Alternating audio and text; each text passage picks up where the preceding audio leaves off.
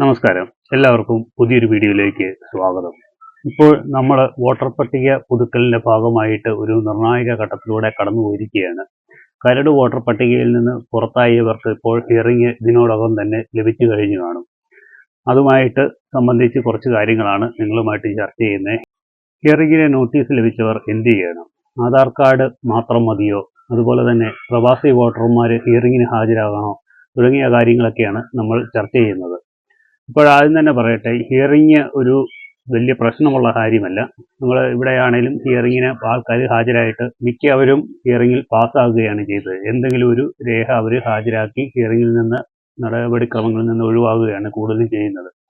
നമ്മുടെ ഇവിടുത്തെ BLOമാരാണെങ്കിലും കൂടുതലും ആൾക്കാരെ ഹിയറിംഗിൽ നിന്ന് ഒഴിവാക്കാൻ വേണ്ടി അവർ മാക്സിമം ശ്രമിക്കുന്നുണ്ട്. നിങ്ങളുടെ അടുത്തുള്ള BLO വഴി നിങ്ങൾക്ക് ഹിയറിംഗിന്റെ സംബന്ധമായ കാര്യങ്ങൾ ചോദിച്ചറിയാവുന്നതേ ഉള്ളൂ. ഈ ഹിയറിംഗ് നോട്ടീസ് കൊണ്ട് തരുമ്പോൾ തന്നെ BLOയോട് നിങ്ങൾ ചോദിക്കുക എന്ത് കാരണത്താലാണ് നമ്മൾ ഹിയറിംഗിന് നിങ്ങളെ വിളിച്ചിരിക്കുന്നതെന്നുള്ളത്. അപ്പോൾ BLO തന്നെ നിങ്ങൾക്ക് പറഞ്ഞു തരും. ഇന്ന കാരണങ്ങൾ കൊണ്ടാണ്, ഇന്ന രേഖകളുമായിട്ട് നിങ്ങൾ ഇന്ന സമയത്ത് വരാമെന്നുണ്ടെങ്കിൽ അവർ നിങ്ങളെ സഹായിക്കും. BLOയും പിന്നെ നിങ്ങളെ ഹിയറിംഗിന് സമയത്ത് അവിടെ കാണുമായിരിക്കും. അപ്പോൾ അവരും നിങ്ങളെ സഹായിക്കും. ഹിയറിംഗിന് ഹാജരാകുന്നവർ പോയിട്ട് വരുന്നവർ മിക്കവരും പറയുന്നത് വലിയ കുഴപ്പമില്ലാത്ത രീതിയിൽ അവർ കയറിപ്പോരുന്നുണ്ടെന്ന് ഉള്ളതാണ്. പിന്നെ നമ്മൾ ഈ ആധാറിന്റെ കാര്യം പറഞ്ഞു, ഒരു രേഖയില്ലാത്തവർ ആധാർ കാർഡ് കൊണ്ടുപോകാന്നുള്ളത്. അങ്ങനെയുള്ള കേസുകൾ കൂടുതലും അവർക്ക് ബോധ്യപ്പെട്ട് കഴിയുമ്പോൾ അവരത് കയറ്റിവിടുകയാണ് ചെയ്യുന്നത്. ആധാറിന്റെ കൂട്ടത്തിൽ ഒരു ഡിക്ലറേഷൻ ഫോം ഉണ്ട്, അതും കൂടെ ഫിൽ ചെയ്ത് കൊടുത്താൽ മതി എന്നാണ് ഇലക്ഷൻ കമ്മീഷൻ അറിയിച്ചിരുന്നത്. അപ്പോൾ ഒരു രേഖയില്ലാത്തവർ ആധാർ കാർഡുമായിട്ട് പോവുക. പിന്നെ ഫോം 6A ഉണ്ട്, വിദേശത്തുള്ളവർ. അവർ ഹിയറിംഗിന് ഹാജരാകണമെന്നും പറഞ്ഞുകൊണ്ട് ഒത്തിരി പേര് മെസ്സേജ് ചോദിച്ചായിരുന്നു. അങ്ങനെയുള്ളവർ ഹിയറിംഗിന് ഹാജരാകണ്ട, നിങ്ങൾ ഞങ്ങളുടെ നാട്ടിലുള്ള ബന്ധുക്കളെ ആരെങ്കിലും ഈ പറഞ്ഞ രേഖകളെല്ലാം കൊടുത്തു വിട്ടാൽ മതി. ഇപ്പോൾ പാസ്പോർട്ട്, തിരിച്ചറിയൽ കാർഡ്, ആധാർ കാർഡ്, അതുപോലെ തന്നെ SLC ബുക്ക്, ഇവയെല്ലാം കൂടെ ഒരു ഫോട്ടോസ്റ്റാറ്റ് കോപ്പി എടുത്ത് അവരുടെ കൊടുത്തു വിട്ടാച്ചാൽ മതി. എന്നിട്ട് അവർ ഹിയറിംഗിന് ഹാജരായാലും മതിയാണ്. അല്ലെന്നുണ്ടെങ്കിൽ BLOയ്ക്ക് നിങ്ങളിത് BLOയ്ക്ക് കൊടുക്കുക, ഈ ഫോട്ടോസ്റ്റാറ്റ് എടുത്തത്. അവർക്ക് തന്നെ ഇത് കയറ്റി വിടാവുന്ന കേസേ ഉള്ളൂ. ഹിയറിംഗിന് ഹാജരാകാതെ തന്നെ മിക്ക കേസുകെട്ടുകളും ഹിയറിംഗിൽ നിന്ന് ഒഴിവാക്കി വിടുന്നുണ്ട് BLOമാർ.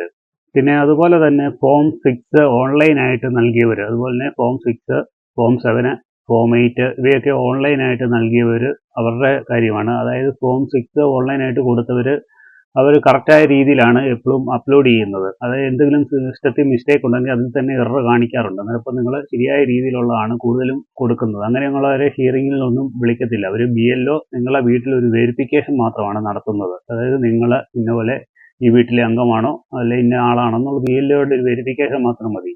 പുതിയതായിട്ട് അപേക്ഷ കൊടുക്കുന്നവരുടെ അവരുടെ ശരിയായ രേഖകളാണ് ഓൾറെഡി നിങ്ങൾ അപ്ലോഡ് ചെയ്യുന്നത്. അപ്പോൾ അതൊന്ന് വെരിഫൈ ചെയ്യുന്ന കേസ് മാത്രമേ ഉള്ളൂ. അവരെ ഹിയറിംഗിൽ വിളിക്കത്തില്ല. അതുപോലെ തന്നെ ഫോം 8 അപേക്ഷ കൊടുക്കുന്നവർ, അവരെയും ഹിയറിംഗിൽ നിന്ന് ഒഴിവാക്കും. എന്നാന്ന് വെച്ചാൽ അവരും ഈ എന്തെങ്കിലും പേരിലെ മിസ്റ്റേക്കുകൾ, നിങ്ങളുടെ ഒരു പേരാണ് മിസ്റ്റേക്ക് എന്നുണ്ടെങ്കിൽ ആ പേരിൻ്റെ ശരിയായ രീതിയിലുള്ളതാണ് നിങ്ങൾ അപ്ലോഡ് ചെയ്യുന്നത് മാറ്റി കിട്ടാൻ വേണ്ടി. അതുപോലെ തന്നെ ബർത്ത് സർട്ടിഫിക്കറ്റ് ആണെങ്കിൽ ആ ബർത്ത് സർട്ടിഫിക്കറ്റ് ആണ് നിങ്ങൾ കൊടുക്കുന്നത് ജനനത്തീയതി തിരുത്താൻ വേണ്ടി. അഡ്രസ്സിലെ ആണെന്നുണ്ടെങ്കിൽ അഡ്രസ് പ്രൂഫ് നിങ്ങൾ അപ്ലോഡ് ചെയ്യുന്നുണ്ട്. അപ്പോൾ അതിൻ്റെ അകത്തൊരു പ്രശ്നം വരുന്നില്ല. അങ്ങനെയുള്ളവരെയൊന്നും ഹിയറിംഗ് സംബന്ധമായി, ഹിയറിംഗ് എന്ന് പറയുന്നത് മെയിനായിട്ട് ഈ പേരിലെ വ്യത്യാസങ്ങൾ, അതുപോലെ തന്നെ പഴയ ആൾക്കാരുമായിട്ട് മാപ്പിംഗ് ചെയ്യാൻ സാധിക്കാത്ത പ്രശ്നങ്ങൾ, അതുപോലെ തന്നെ ലോജിക്കൽ ഡിസ്ക്രിപ്പൻസി എന്ന് പറയുന്നത്, അതായത് പേരിലെ വ്യത്യാസം തന്നെയാണ്, അത് ഞാൻ മലയാളത്തിൽ പറഞ്ഞതേ ഉള്ളൂ. പിന്നെ അതുപോലെ തന്നെ ഈ ഏജ് പ്രശ്നങ്ങളും ഉണ്ട്. ഇപ്പം മക്കളൊക്കെ ആയിരിക്കും ചിലപ്പം ഫോം ഫിൽ ചെയ്ത് കൊടുക്കുമ്പോൾ മാതാപിതാക്കളുടെയും അവരും തമ്മിലുള്ള ഏജിലെ ഒരു പ്രശ്നം വരുന്നുണ്ട്. ഒരു 18 വയസ്സ് ഏജിൻ്റെ ഒരു ഇത് കണക്ക് വെക്കുന്നുണ്ട് ഇലക്ഷൻ കമ്മീഷൻ. അതിനും കുറവായിട്ട് വരുന്നവരെയാണ് അങ്ങനെ ഏജ് പ്രശ്നങ്ങളുമായിട്ട് വരുന്നത്. അങ്ങനെ ഉള്ളപ്പോൾ നിങ്ങൾ നിങ്ങളുടെ ബർത്ത് സർട്ടിഫിക്കറ്റും അതുപോലെ തന്നെ മാതാപിതാക്കളുടെ ബർത്ത് സർട്ടിഫിക്കറ്റും വെച്ച് അത് വെരിഫൈ ചെയ്തെടുക്കാവുന്നേ ഉള്ളൂ. പണ്ട് കാലത്തെന്ന് പറഞ്ഞാൽ 2002 ഇത് വോട്ടർ ID അന്ന് പുതുക്കുന്ന സമയത്തെന്ന് പറഞ്ഞു കഴിഞ്ഞാൽ അന്ന് ഇതുപോലെ വലിയ രേഖകളൊന്നും കൊടുക്കാതെ 2002 വോട്ട് ലിസ്റ്റിൽ അന്ന് പേര് കൊടുത്തിരുന്നു പറഞ്ഞാൽ അന്ന് വായി തോന്നുന്ന പേരുകളൊക്കെയാണ് എല്ലാവരും പൂരിപ്പിച്ച് കൊടുത്തിരുന്നത്. ആ പേരുകളൊക്കെയാണ് അതിൽ അടിച്ചു വന്നത്. ഈ 2002 എന്ന് പറഞ്ഞാൽ അത് അതിനും എത്രയോ വർഷങ്ങൾക്ക് മുമ്പേ ഇത് തുടങ്ങിയതാണെന്ന് ഓർത്ത് നോക്കണം. അത് 2002 ആ ലിസ്റ്റ് അന്തിമ വോട്ടർ പട്ടിക വന്നതിൻ്റെ കണക്കാണ് നമ്മൾ പറയുന്നത്. അതിന് മുമ്പേ ഈ ഫോം ഫിൽ ചെയ്ത് കൊടുക്കുന്നത് അല്ലെ വീടുകളിൽ വന്ന് വോട്ടർ ലിസ്റ്റിൽ പേര് ചേർക്കുന്നതിൻ്റെ നിയമ നടപടികളൊക്കെ അന്ന് സ്വീകരിച്ചായിരുന്നു. അന്ന് വീട്ടിലുള്ളവർ വായി തോന്നുന്നൊരു പേര് പറയുമായിരുന്നു. അത് വെച്ച് ഏജും ഒക്കെ കറക്റ്റ് ഒന്നും ആയിരിക്കുന്നില്ല. ആ ലിസ്റ്റാണത്. അപ്പോൾ അതൊക്കെ ഇപ്പം നമുക്ക് തിരുത്താൻ പറ്റും അവരുടെ എല്ലാം. അങ്ങനെ ഇപ്പം ശരിയായ രീതിയിൽ കൊടുത്ത് തിരുത്താൻ പറ്റും. അതുപോലെ തന്നെ നമുക്ക് ഈ കാര്യങ്ങളെല്ലാം ചെയ്യാൻ പറ്റുന്ന മൊബൈലിൽ 2 ആപ്ലിക്കേഷൻ ഉണ്ട്. ഒന്ന് വോട്ടേഴ്സ് ഹെൽപ്പ് എന്ന് പറയുന്നതും അതുപോലെ തന്നെ ECI നെറ്റ് എന്ന് പറയുന്ന 2 ആപ്ലിക്കേഷൻ ഉണ്ട്. ഇത് ഐഫോണിലും ആൻഡ്രോയിഡിലും നമുക്ക് ഡൗൺലോഡ് ചെയ്ത് നമുക്ക് ഈസി ആയിട്ട് യൂസ് ചെയ്യാൻ പറ്റുന്ന കാര്യങ്ങളേ ഉള്ളൂ. അത് ഞാൻ ഒത്തിരി പേർക്ക് മെസ്സേജ് അയച്ചപ്പോഴും ഞാൻ ഓൺലൈനായിട്ട് ചെയ്യാൻ ബുദ്ധിമുട്ട് വരുന്നവർക്കൊക്കെ ഞാൻ പറഞ്ഞായിരുന്നു ഈ ആപ്പ് വഴി കയറി നിങ്ങൾ നോക്കാൻ ശ്രമിക്കാൻ പറയായിരുന്നു. പ്രത്യേകിച്ച് ഓൺലൈനായിട്ട് ഫോം ഫില്ല് ചെയ്യുമ്പോഴത്തേന് പേര് കഴിഞ്ഞുള്ള ഈ ഡോട്ടിൻ്റെ പ്രശ്നം ഉണ്ടായിരുന്നു. ആ ഡോട്ട് അവിടെ നമ്മൾ സ്പേസ് ഇട്ട് കൊടുത്തുകൊണ്ട് കുറേ പേരൊക്കെ കയറിപ്പോയി. അങ്ങനെ ഒട്ടും നടക്കാതെ വരുന്നവരോടൊക്കെ ഞാൻ ആപ്ലിക്കേഷൻ ഉപയോഗിച്ച് ശ്രമിക്കാൻ പറഞ്ഞിട്ടുണ്ടായിരുന്നു. അങ്ങനെ കുറേ പേര് ശ്രമിച്ച് അതൊക്കെ ശരിയായിട്ടുണ്ട്. ഈ ആപ്ലിക്കേഷനും നല്ല ഉപകാരമാണ്. ECI നെറ്റ് എന്ന് പറയുന്ന ആപ്ലിക്കേഷനകത്ത് നിരവധി ഫീച്ചേഴ്സ് ഉണ്ട്. നമുക്കതിനകത്ത് BLOയുടെ മൊബൈൽ നമ്പർ കിട്ടും. BLO ആയിട്ട് ബുക്ക് ചെയ്ത് കോള് വിളിക്കാനുള്ള സൗകര്യം, അവരുടെ സൗകര്യത്തിന് നമ്മളെ കോൺടാക്ട് ചെയ്തോളും നമ്മുടെ സംശയങ്ങളൊക്കെ തീർക്കാൻ വേണ്ടി. അതുപോലെ തന്നെ എല്ലാ ഫോമുകളും ഫിൽ ചെയ്യാം അതിനകത്തൂടെ. അതുപോലെ തന്നെ നമ്മുടെ പുതിയ വോട്ടർ ID കാർഡ് നമുക്ക് അതിനകത്തൂടെ ഡൗൺലോഡ് ചെയ്തെടുക്കാൻ സാധിക്കും. ഇപ്പം നിലവിൽ പഴയതാണുള്ളത്. പുതിയത് വന്നു കഴിയുമ്പോൾ നമുക്കത് പുതിയതും ഓൺലൈനായിട്ട് ഡൗൺലോഡ് ചെയ്തെടുക്കാം. അത് എല്ലായിടത്തും നമുക്ക് ഉപയോഗിക്കാൻ പറ്റുന്നതാണ്. പിന്നെ അതുപോലെ തന്നെ നിങ്ങൾ അപേക്ഷകൾ സമർപ്പിച്ചതിൻ്റെ സ്റ്റാറ്റസ് അറിയാൻ പറ്റും. പിന്നെ അതുപോലെ തന്നെ വികലാംഗരായിട്ടുള്ള രോഗികളായിട്ടുള്ള ആൾക്കാർക്ക് ഒക്കെ അതിനകത്ത് പ്രത്യേകം സെക്ഷനുകളുണ്ട്. അത് നിങ്ങൾക്ക് വളരെയധികം യൂസ്ഫുൾ ആയിട്ടുള്ള ഒരു ആപ്ലിക്കേഷനാണ്. അപ്പോഴത് മാക്സിമം ആൾക്കാരൊക്കെ യൂസ് ചെയ്യാൻ ശ്രമിക്കുക. പിന്നെ അതുപോലെ തന്നെ എന്യൂമറേഷൻ ഫോം ലഭിക്കാഞ്ഞ ഒത്തിരി പേരുണ്ടെന്ന് പറഞ്ഞ് എനിക്ക് ഞാൻ വോട്ടർ ലിസ്റ്റിൽ പേരുള്ള പക്ഷേ എനിക്ക് എന്യൂമറേഷൻ ഫോം ഒന്നും ലഭിച്ചില്ല. അതിനൊക്കെ മെയിൻ കാരണം എന്താണെന്ന് ചോദിച്ചു കഴിഞ്ഞാൽ നിങ്ങൾ ഒന്നാമത് വീട് മാറിയ സമയത്ത് ഈ വാടകയ്ക്കൊക്കെ വീട് മാറിയവരാണ് കൂടുതലും അങ്ങനെ മെസ്സേജ് അയച്ചത്. അങ്ങനെയുള്ളവർ ആദ്യം ആ അഡ്രസ്സ് വോട്ടർ ID കൊടുത്തിരുന്ന അഡ്രസ്സിലെ ഫോം ചെല്ലുള്ളൂ. അന്ന് നിങ്ങൾ അവിടെ ഇല്ലായിരുന്നുണ്ടെങ്കിൽ ആ വീട്ടിൽ ചിലപ്പം കൊടുത്തിട്ടുണ്ടായിരിക്കും, അല്ലെങ്കിൽ അടുത്തുള്ള വീടുകളിൽ കൊടുത്തിട്ടുണ്ടായിരിക്കും. ഇനി നിങ്ങളെ കിട്ടിയില്ലെന്നുണ്ടെങ്കിൽ ചിലപ്പം BLO തിരിച്ച് ആളില്ലെന്നും പറഞ്ഞ് തിരിച്ചു കൊടുത്തിട്ടുണ്ടായിരിക്കും. അങ്ങനെയുള്ളവർ അതിൻ്റെയൊക്കെ സമയം കഴിഞ്ഞു പോയി. ഇനിയിപ്പോൾ ഒന്നും നോക്കാമില്ല. ഫോം 6 പുതിയതായിട്ട് അപ്ലൈ ചെയ്യാവുന്നേ ഉള്ളൂ. നമുക്ക് ഈ ജനുവരി 23-ാം തീയതി വരെ സമയമുണ്ട്. പേര് തിരുത്താനും പേരിലെ വ്യത്യാസങ്ങൾ വയസ്സ കാര്യങ്ങളൊക്കെ തിരുത്താൻ വേണ്ടി 23-ാം തീയതി വരെ സമയമുണ്ട്. അതുപോലെ തന്നെ പുതിയ ഫോം അപേക്ഷിക്കാനും 23-ാം തീയതി വരെ സമയമുണ്ട്. അത് കഴിഞ്ഞ് നമുക്കിതൊക്കെ ചെയ്യാം. പക്ഷേ നമുക്കിപ്പം വരുന്ന നിയമസഭാ തെരഞ്ഞെടുപ്പ് വരാൻ പോവുകയാണുള്ളത്. അപ്പോൾ ആ അന്തിമ വോട്ടർ പട്ടികയിൽ പേര് നേടാമെന്നുണ്ടെങ്കിൽ നമുക്ക് ഈ ഇലക്ഷന് വോട്ട് ചെയ്യാൻ പറ്റും. അപ്പോൾ അതിനു മുമ്പായിട്ട് ഈ അന്തിമ വോട്ടർ പട്ടിക വരുന്നത് ഫെബ്രുവരി 21-ാം തീയതിയാണ്. അപ്പം ഈ 23-ാം തീയതിക്ക് മുമ്പ് തന്നെ ഈ ഫോമുകൾ ഫിൽ ചെയ്ത് കൊടുക്കാനുള്ളവരെല്ലാം ഫിൽ ചെയ്ത് കൊടുക്കുക. ഇനിയും ചെറിയ മിസ്റ്റേക്കൊക്കെ ഉള്ളൂ, അതിപ്പം കൊടുക്കുന്നില്ല എന്നാണെന്നുണ്ടെങ്കിൽ കുഴപ്പമില്ല, അത് പിന്നീടാണേലും നിങ്ങൾക്ക് തിരുത്താം. അതുപോലെ തന്നെ കഴിഞ്ഞ ദിവസം ഒരു മെസ്സേജ് അയച്ച ഒരാൾ ചോദിച്ചിരുന്നത് പുള്ളിയുടെ ബർത്ത് സർട്ടിഫിക്കറ്റ് എടുത്തപ്പം അതിനകത്തെ പേര് വേറെയാണ്.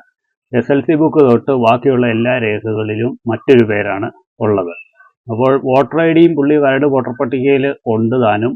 പുള്ളിക്ക് ഇനിയും ഫോം ഫിൽ ചെയ്ത് യഥാർത്ഥ പേരിലോട്ട് മാറ്റണമെന്നുള്ളതാണ് ചോദിച്ചത് ഫോം 8 ഉപയോഗിച്ച്. അതിപ്പോഴും നിങ്ങൾ ചെയ്യേണ്ട കാര്യമില്ല. എന്നാന്ന് വെച്ച് കഴിഞ്ഞാൽ നമുക്കിത് പിന്നീടാണെങ്കിലും തിരുത്താനുള്ള നടപടിക്രമങ്ങൾ നടക്കാവുന്നതാണ്. ഇപ്പോൾ ഓൾറെഡി നിങ്ങൾ കരട് വോട്ടർ പട്ടികയിൽ പേരുണ്ട്. പിന്നെ വെറുതെ ഇപ്പം തിരുത്തേണ്ട കാര്യമില്ല. ആദ്യം ചെയ്യേണ്ടതെന്ന് വെച്ചാൽ ഈ ശരിയായ പേര് എല്ലാ രേഖകളിലും ആക്കി കൊണ്ടുവരിക എന്നുള്ളതാണ്. അതിനുശേഷം വോട്ടർ ലിസ്റ്റിലെ പേര് തിരുത്തുന്നതായിരിക്കും നല്ലത്. ഇപ്പോൾ ആധാർ കാർഡിലും ഒക്കെ തെറ്റായിട്ട് പേര് കിടക്കുമ്പോഴത്തേന് അത് ഇത്രയും നാളായിട്ട് അത് നോട്ട് ചെയ്തില്ലെന്ന് പറയുമ്പം തന്നെ അതൊരു ഇതാണ്.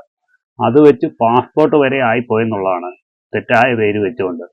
അപ്പം എല്ലാത്ത രേഖകളും തിരുത്താൻ പറ്റുന്നതാണ്. പിന്നെ ഈ SLC ബുക്കിൻ്റെ കാര്യമുള്ളൂ. SLC ബുക്കിൽ തിരുത്തുന്നതെന്ന് പറഞ്ഞു കഴിഞ്ഞാൽ നമുക്കൊരു SLC എഴുതി കഴിഞ്ഞ് ഒരു 6 മാസം വരെയൊക്കെ സമയമുണ്ട്. അത് നമുക്ക് സ്കൂളിലെ ഹെഡ് മാസ്റ്റർ വഴിയൊക്കെ നമുക്കത് തിരുത്താൻ പറ്റും. അത് കഴിഞ്ഞാൽ പിന്നെ തിരുത്താൻ വളരെയധികം പാടെന്ന് പറഞ്ഞു കഴിഞ്ഞാൽ നമുക്ക് പിന്നീടാണെങ്കിലും തിരുത്തിയെടുക്കാം. അതിന് ഒത്തിരി നിയമ നടപടികളൊക്കെ ഉണ്ട്. ബാക്കിയുള്ള രേഖകളെല്ലാം നമുക്ക് തിരുത്താം. പാസ്പോർട്ടിലെ ആണെന്നുണ്ടെങ്കിലും നിങ്ങൾക്ക് പാസ്പോർട്ടിലെ അഡ്രസ്സ് ചേഞ്ച് ചെയ്യാനും പേരിലെ വ്യത്യാസങ്ങൾ, ബർത്ത് സർട്ടിഫിക്കറ്റിലെ വ്യത്യാസങ്ങൾ, ഇതെല്ലാം നിങ്ങൾക്ക് പിന്നീട് തിരുത്താവുന്നതാണ്. അതുപോലെ തന്നെ പുതുക്കുന്ന സമയത്തും ഇവയെല്ലാം ചെയ്യാവുന്നതാണ്. പുതുക്കാൻ പോകുന്നവർക്ക് അറിയാൻ പറ്റും. അന്നവിടെ പുതുക്കാൻ ചെല്ലുമ്പോൾ എന്തെങ്കിലും തിരുത്തുകളൊക്കെ ഉണ്ടെന്നുണ്ടെങ്കിൽ അന്നവിടെ പൂരിപ്പിക്കാൻ ഒരു അവസരമുണ്ട്. അപ്പോൾ അതൊക്കെ നിങ്ങൾക്കറിയാവുന്ന കാര്യമാണ്. ഇനി എന്തെങ്കിലും ഉണ്ടെന്നുണ്ടെങ്കിൽ മെസ്സേജ് എഴുതി ചോദിച്ചാൽ മതി. പിന്നെ അതുപോലെ തന്നെ മെസ്സേജ് അയച്ച് നിങ്ങൾ ചോദിക്കുമ്പോൾ അതിൻ്റെ അകത്ത് ഏത് ഫോമാണ് ഫിൽ ചെയ്തതെന്നും കൂടെ പറയുന്നത് നല്ലതായിരിക്കും. കഴിഞ്ഞ ദിവസമൊക്കെ ഈ മെസ്സേജ് അതിൻ്റെ അകത്ത് വന്നിരിക്കുന്നതെന്ന് വെച്ചാൽ ഞാൻ ഏത് രേഖയാണ് അപ്ലോഡ് ചെയ്യേണ്ടതെന്നൊക്കെ പറഞ്ഞ് മെസ്സേജ് ഇട്ട് കഴിഞ്ഞാൽ ഞാൻ എന്താ വിചാരിക്കുന്നത്, അത് ഏത് ഫോമാണെന്നും കൂടെ നിങ്ങൾ പറയുക. ഫോം 6 ആണോ, 6A ആണോ, അതുപോലെ തന്നെ 7 ആണോ, 8 ആണോ എന്നുള്ള കാര്യം കൂടെ അതിൻ്റെ മുകളിലൊന്ന് എഴുതാമെന്നുണ്ടെങ്കിൽ നമുക്ക് എളുപ്പം കാര്യം മനസ്സിലാവും. ചിലരൊക്കെ ചില കോളത്തിൽ ഇവിടെ എന്താണ് കൊടുക്കേണ്ടതെന്നൊക്കെ പറഞ്ഞ് മെസ്സേജ് അയച്ചപ്പം നമുക്ക് പെട്ടെന്ന് എല്ലാ ഫോമിലും ഏകദേശം ഒരുപോലൊക്കെ തന്നെയാണ് ഡീറ്റെയിൽ കൊടുക്കേണ്ടി വരുന്നത്. അതിൽ ചെറിയ വ്യത്യാസങ്ങളൊക്കെ മാത്രമേ ഉള്ളൂ. അപ്പോഴത് ഇന്ന സ്ഥലത്ത് നിന്ന് ഏത് ഫോമാണെന്ന് നമ്മൾ അറിയാതെ ആ ഭാഗത്തിനെ കുറിച്ച് പറഞ്ഞിട്ട് കാര്യമില്ല. ചിലപ്പോൾ അത് ശരിയാവും, ചിലപ്പോൾ അല്ലേ പിന്നെ നമ്മൾ തിരിച്ച് അവർക്ക് വീണ്ടും മെസ്സേജ് അയച്ച് അവിടുന്ന് വീണ്ടും തിരിച്ച് റിപ്ലൈ വന്ന് അങ്ങനെയൊക്കെ ഒത്തിരി സമയം പോകും ഇതിൻ്റെ പുറകിൽ. ഇപ്പോൾ ഏത് ഫോമാണ് ഞാൻ ഇന്ന ഫോം ഫിൽ ചെയ്തു, അതിനകത്ത് ഇന്ന മിസ്റ്റേക്കാണ്, അല്ലെ ഇന്ന കോളത്തിൽ എന്താണ് ചെയ്യേണ്ടതെന്ന് ചോദിക്കുവാണെങ്കിൽ നമുക്ക് ഇച്ചിരി കൂടെ എളുപ്പമുണ്ട് കാര്യങ്ങൾ പറഞ്ഞു തരാൻ വേണ്ടി. പിന്നെ ഒട്ടുമിക്ക കേസുകളും ഞങ്ങളുടെ ഇവിടെ ഈ നാട്ടിലെ ഇവിടെയൊക്കെയുള്ള BLOമാർ കൂടുതലും ജനങ്ങളെ സഹായിക്കാൻ വേണ്ടി ഒത്തിരി ഇറങ്ങി തിരിച്ചിട്ടുണ്ട്. അവർ കൂടുതലും ഹിയറിങ്ങിൽ നിന്ന് ഒഴിവാക്കി രേഖകൾ അവർ തന്നെ വീടുകളിൽ വന്ന് കളക്ട് ചെയ്തൊക്കെ അപ്ലോഡ് ചെയ്യാൻ വേണ്ടി അവർ ശ്രമിക്കുന്നുണ്ട്. തീരെ ഒട്ടും പറ്റത്തില്ലാത്ത കേസുകെട്ടുകൾ മാത്രമേ അവർ ഹിയറിംഗ് നടപടിയിലോട്ട് പോകുന്നുള്ളൂ. പിന്നെ BLOയുമായിട്ടുള്ള പരാതി കാര്യങ്ങളൊക്കെ ചെയ്യാൻ വേണ്ടി ഇലക്ട്രൽ രജിസ്ട്രേഷൻ ഓഫീസർ ERO അതൊരു തഹസിൽദാർ ഉദ്യോഗസ്ഥനായിരിക്കും. ഒരു തഹസിൽദാർ ജോലിയുള്ള താലൂക്ക് ഓഫീസിലെ ഒരു ഉദ്യോഗസ്ഥനായിരിക്കും. നിങ്ങൾക്ക് അവർക്ക് പരാതി കൊടുക്കാം BLOയുമായിട്ടുള്ള എന്തെങ്കിലുമൊക്കെ പ്രശ്നങ്ങൾ. അതായത് നിങ്ങൾ ഫോം കൊടുത്തു, BLO അത് ശരിയായ രീതിയിൽ അപ്ലോഡ് ചെയ്തില്ല, അങ്ങനെയുള്ള കാര്യങ്ങളൊക്കെ എന്തെങ്കിലുമൊക്കെ പ്രശ്നം സംഭവിക്കുകയാണെന്നുണ്ടെങ്കിൽ നിങ്ങൾക്ക് അങ്ങനെ വേണമെങ്കിൽ പരാതി കൊടുക്കാവുന്നതാണ്. അതുപോലെ തന്നെ കഴിഞ്ഞ ദിവസങ്ങളിലൊക്കെ ഇഷ്ടംപോലെ മെസ്സേജ് വന്നായിരുന്നു. അപ്പോൾ അവർക്കൊക്കെ നമ്മൾ കറക്റ്റായിട്ട് റിപ്ലൈ എഴുതി കൊടുത്ത് അവരത് ശരിയാക്കി കഴിഞ്ഞിട്ട് തിരിച്ച് ഒരുപാട് നന്ദിയൊക്കെ അറിയിച്ച നിരവധി ആൾക്കാരുണ്ട്. അപ്പോൾ അവർക്ക് ഒരിക്കൽ കൂടി നന്ദി അറിയിക്കുന്നു. അതുപോലെ തന്നെ ഇനിയും നിങ്ങൾക്ക് സംശയങ്ങളൊക്കെ ഉണ്ടെന്നുണ്ടെങ്കിൽ കമൻറ്റായി അറിയിക്കാവുന്നതാണ്. ഞാൻ കൂടുതലും റിപ്ലൈ ആയിട്ട് നിങ്ങൾക്ക് അയച്ചു തരാം. എന്നിട്ട് നിങ്ങളതുപോലെ ചെയ്യുവാണെന്നുണ്ടെങ്കിൽ ഓരോരുത്തരുടെ പ്രശ്നങ്ങൾ മനസ്സിലാക്കുമ്പോഴാണല്ലോ അതുപോലെ അതിനെന്ത് പ്രശ്നമാണെന്ന് നമുക്ക് മനസ്സിലാകുന്നത്. അപ്പോൾ ആ രീതി ചെയ്ത് കഴിയുമ്പോൾ മിക്ക കേസുകളും റെഡിയാവും. ഇനി ഒട്ടും സാധിക്കത്തില്ലാത്ത കേസുകൾ മാത്രമാണ് നമ്മൾ BLOയായിട്ടൊന്ന് കോൺടാക്ട് ചെയ്തിട്ട് നോക്കാൻ പറയുന്നത്.